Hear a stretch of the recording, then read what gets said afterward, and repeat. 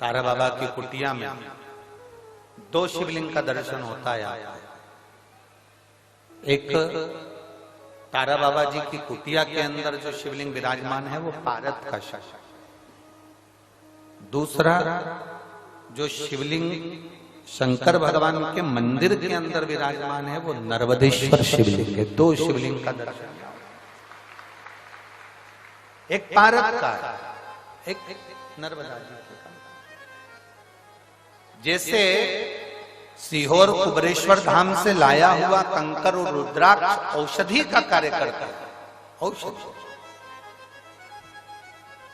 आप लोगों में तो कोई गए हैं सीहोर कुबरेश्वर धाम? गए हो? धन्यवाद, प्रणाम आप सबको, रखिए साधु। जाना चाहिए, 12 ज्योतिर्लिंग के मध्य में है कुबरेश्वर धाम। हम तो गोपाल जी को और गोविंद जी को भी कहेंगे, सपरिवार एक बार बाबा के धाम जरूर है। और यहाँ तो शिवरात्रि तक कार्यक्रम रहता है ना, शिवरात्रि के बाद तक वहां रुद्राक्ष उत्सव चलता है। 7 मार्च से 13 मार्च तक चलेगा। उस बीच में वहां रुद्राक्ष महोत्सव, वहां का कंकर शंकर होता है। वहां का कंकर अगर आप लेकर आए हैं और उस कंकर को आप पूज रहे हैं तो उसमें शिव की आकृति का दर्शन होता है। एक दूसरा, वहां का जो रुद्राक्ष है उसको पानी में कैसे भी कितने भी साल तक गलाते रहो, वो रुद्राक्ष में बदबू नहीं आती, सड़ता नहीं है और उसका पानी औषधि का कार्य करता है। इसमें भी कई पत्र से उसमें रखे। वहां का कंकर शंकर है भूमि। हम निवेदन करेंगे आप सबको भी कि आप भी 7 मार्च से 13 मार्च तक जो रुद्राक्ष उत्सव है बाबा के धाम में एक दिन की कथा जरूर सुनना चाहिए। सीहोर की पवित्र भूमि पर गोपाल जी आप भी पधारे, गोविंद जी आप भी पधारो, जितने यहाँ कथा श्रवण कर रहे हैं सबसे निवेदन अपने जीवन में, और जितने आस्था चैनल पर सुन रहे हैं, कुबरेश्वर धाम की पवित्र भूमि पर भले एक रात्रि का विश्राम कर कर कथा सुनो, पर उस कंकर शंकर की धरा पर बैठ कर उससे विनय कर कर, दिल से उससे प्रार्थना कर कर, निवेदन कर कर उसको सुनो। और कितना बड़ा सौभाग्य, तारा बाबा की कुटिया से भोलेनाथ जी के द्वार तक की कथा। यहाँ 2 मार्च तक कथा चलेगी, फिर यहाँ शिवरात्रि महोत्सव चालू हो जाता है, चलता है। यहाँ पर भी एक आनंद ही आनंद और वहां पर भी आनंद ही आनंद।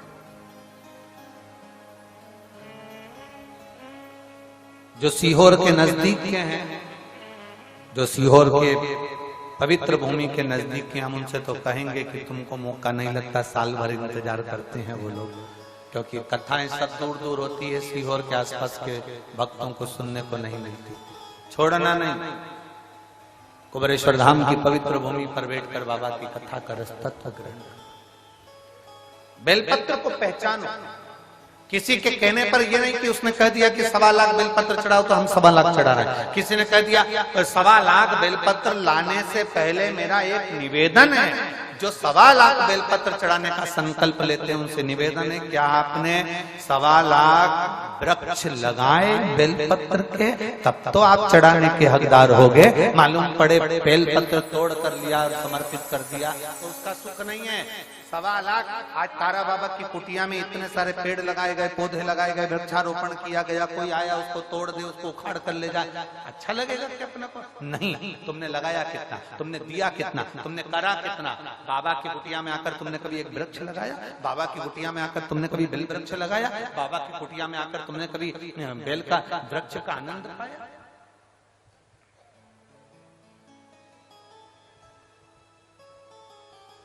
आज इस भूमि पर हम गोविंद जी से, और हमारे मन में आया तो हम कह दें क्या गोपाल जी, अगर कर सको तो हम तो विनय कर सकते हैं।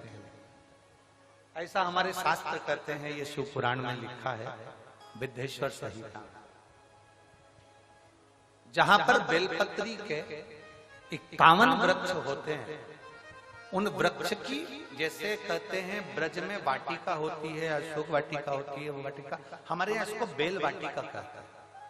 कहते हैं उस 51 वृक्ष की वाटिका में कोई बैठकर अगर एक बार भी अपने दिल की बात भगवान शंकर से कह देता है ना, तो उसको भोलेनाथ को 51 वृक्ष के संकल्प को पूरा करने के लिए 3 दिन के अंदर उसे पूरा करना ही पड़ता है। हमारा इतना सा निवेदन है गोविंद जी से और गोपाल जी से कि तारा बाबा की कुटिया में एक बेल वृक्ष की वाटिका होना चाहिए। ये हमारा केवल एक निवेदन है, और तारा बाबा ही ये निवेदन आप लोगों को आज्ञा दे रहे हो तो हम तो ये कहेंगे कि आपके पास में जगह है तो कहीं 51 वृक्ष बेलपत्री के ऐसे लगाए जाएं, जिसके नीचे एक भाव के साथ बैठकर लोग अपनी माला का स्मरण करें, एक बार बाबा से विनती करें और बाबा उसको स्वीकार करे। ऐसे हमारा हम तो निवेदन कर सकते हैं। ये बाबा कृपा का गोविंद जी, इसको बाबा की आज्ञा मानकर करिएगा, तारा बाबा की, इसको गोपाल जी। बहुत कम मात्रा में कहीं कहीं बेल का वाटिका होती है, बेल वाटिका बहुत कम होती है। उसका कारण एक होता है, सबसे बड़ा कारण हम बता भी देते हैं। उसका कारण एक होता है, 4 बेलपत्री के वृक्ष आपने लगाए हैं, बड़े भी हो गए, आप बेलपत्री के वृक्ष के नीचे आराधना करने बैठोगे, धीरे धीरे आपकी तप साधना के कारण बस बेलपत्री का वृक्ष सूखने लगता।